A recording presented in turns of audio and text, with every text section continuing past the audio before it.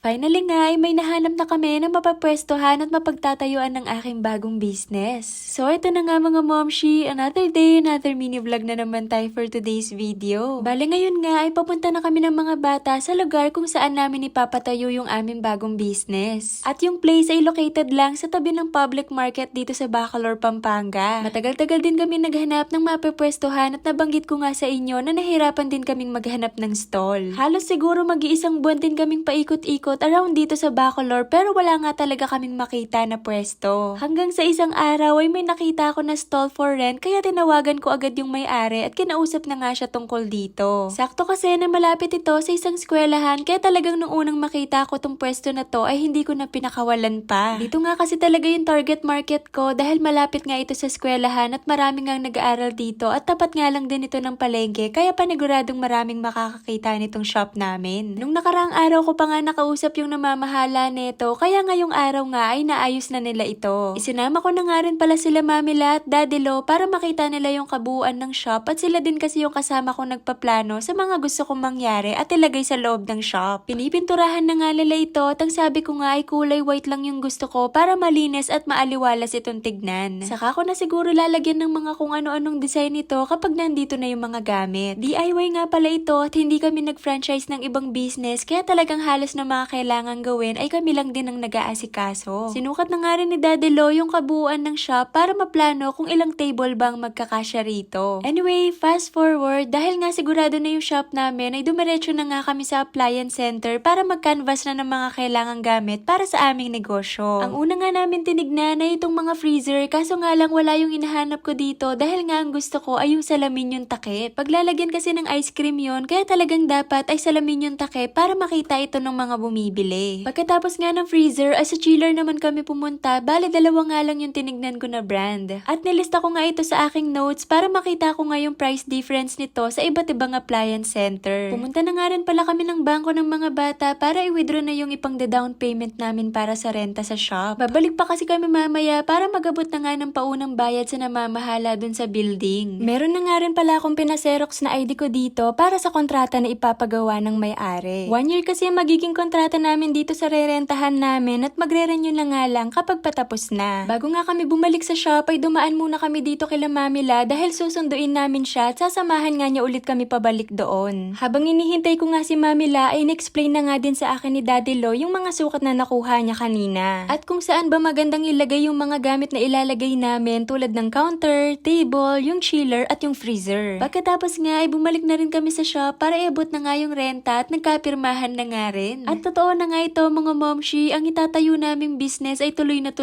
kaya abangan. Anyway, pag-uwi nga namin ng mga bata sa bahay, nilista ko na nga agad yung mga kailangang bilhin at yung mga magiging expenses namin. Madami-dami pa nga yung kailangan kong bilhin na gamit para sa shop pero pa isa-isa ay matatapos din ito. Nagtingin-tingin na nga rin ako online ng mga magiging supplier namin at grabe, sobrang nakaka-excite nga. Pero as of now, wala pa kaming exact date kung kailan nga kami magbubukas.